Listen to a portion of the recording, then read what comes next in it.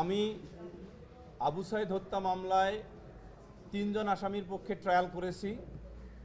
২৯ নম্বর আসামি আনোয়ার পারভেজ আপেল, ৮ নম্বর আসামি এএসআই আমির হোসেন, ৯ নম্বর আসামি কনস্টেবল সুজন চন্দ্র রায়। ট্রাইব্যুনাল আজকে সাবস্ট্যান্স অফ দ্য জাজমেন্ট অর্থাৎ substance of the findings and operative part of the judgment বাংলায় পড়ে শুনিয়েছেন। এই যে অংশটুকু ট্রাইব্যুনাল পড়ে শুনিয়েছেন সেই অংশটুকু থেকে আমরা এই ৩ জন আসামি পক্ষে লিখিত আর্গুমেন্ট বা রিটেন সাম আপ ২০টি পয়েন্টের অধিক পয়েন্টে সাবমিট করে যুক্তিতর্ক উপস্থাপন করেছিলাম। উল্লেখযোগ্যভাবে যে সকল বিষয় তার মধ্যে হলো যে আবু সাইদের জব্দকৃত গেঞ্জিতে কোনো গুলির চিহ্ন ছিল না, মানে ছিদ্র ছিল না, তার ডেড বডিতে কোনো ধরনের কেভিয়েশন বা গর্ত ছিল না, এবং তার ডেড বডি এক্স রে এবং রেডিওস্কোপিক কোনো টেস্ট করা হয়নি, অর্থাৎ গুলির অস্তিত্ব প্রমাণ হয়নি। একই সাথে যে 12 বোর শটগানের কার্টিজ দ্বারা তাকে গুলি করার এবং হত্যা করার অভিযোগ আনা হয়েছে প্রসিকিউশনের পক্ষ থেকে, সেই 12 বোর শটগানের কার্টিজ জব্দ করা হয়নি। উপরন্তু যে দেশ থেকে এই 12 বোর শটগান এর কার্টিজ আনা হয়েছিল, আমরা মামলার একটি পর্যায়ে আবেদন দিয়েছিলাম তা তলবের জন্য বাংলাদেশ সরকারের যে ক্রয় কমিটি আছে সেই ক্রয় কমিটি হতে, যাতে করে সংশ্লিষ্ট ম্যানুফ্যাকচারিং কোম্পানি তাদের যে টেকনিক্যাল স্পেসিফিকেশন আছে 12 বোর শটগানের, সেই টেকনিক্যাল স্পেসিফিকেশনে কি বলা আছে আমরা কিন্তু জানি না। যদি উক্ত ডকুমেন্টে বলা থাকে, অর্থাৎ গ্যারান্টর হিসেবে যে ম্যানুফ্যাকচারিং কোম্পানি যদি বলে থাকে যে এই ধরনের 12 বোর শটগানের কার্টিজ দ্বারা মানুষের স্কিনের কোনো ক্ষতি হবে না বা নন হ্যাজার্ডাস, তাহলে এক ধরনের বিবেচনা আসতো। এই যে বিষয়গুলো সহ 20টি পয়েন্টে যে আর্গুমেন্ট করেছি সেই বিষয়গুলো কিন্তু এখন আমরা জানতে পারবো না। কেন জানতে পারবো না? কারণ অনারেবল ট্রাইব্যুনাল শুধুমাত্র substance of the findings as well as operative part of the judgment ঘোষণা করেছেন।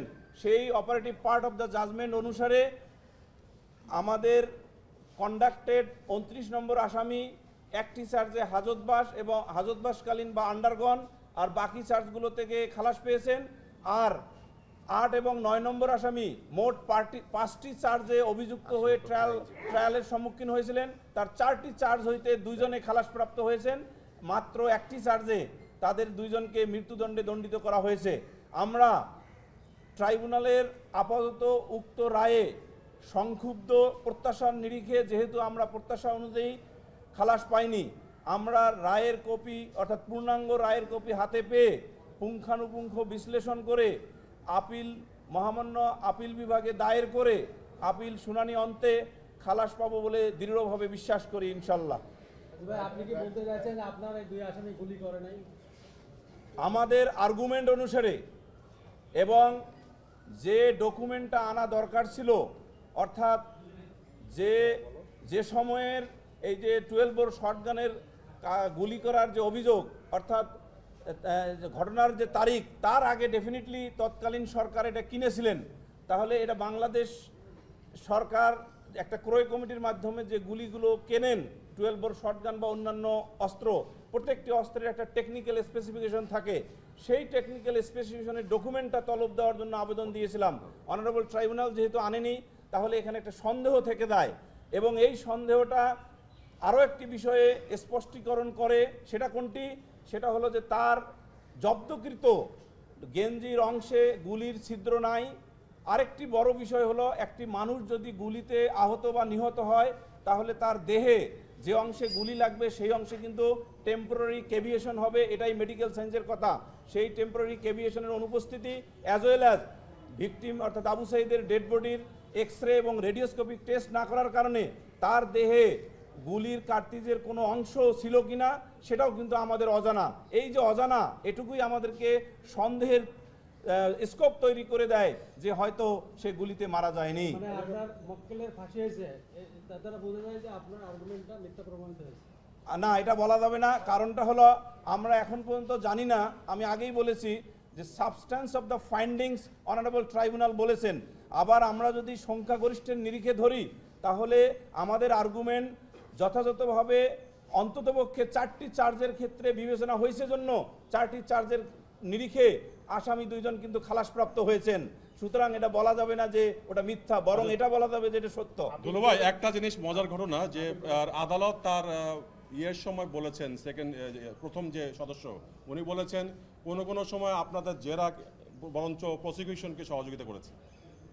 এইটা আমাদের প্রিন্সিপাল অফ ক্রিমিনাল জুরিসপ্রুডেন্সে একটা কথা বলা আছে যে prosecution has to prove the prosecution case alone, অর্থাৎ ডিফেন্সের কোনো এভিডেন্স নিয়ে প্রসিকিউশন তার মামলা প্রমাণ করতে পারেন না। এটা হলো এস্টাবলিশ প্রিন্সিপাল। সেই প্রিন্সিপালের নিরিখে মহামান্য আপিল বিভাগে যখন এই বিষয়টি উত্থাপিত হবে তখন দেখা যাবে আর কিভাবে ফাইন্ডিংস দিয়েছে এবং মহামান্য আপিল বিভাগ এটাকে কিভাবে রিভার্ট বা অনুসমর্থন করে সেটা দেখা যাবে।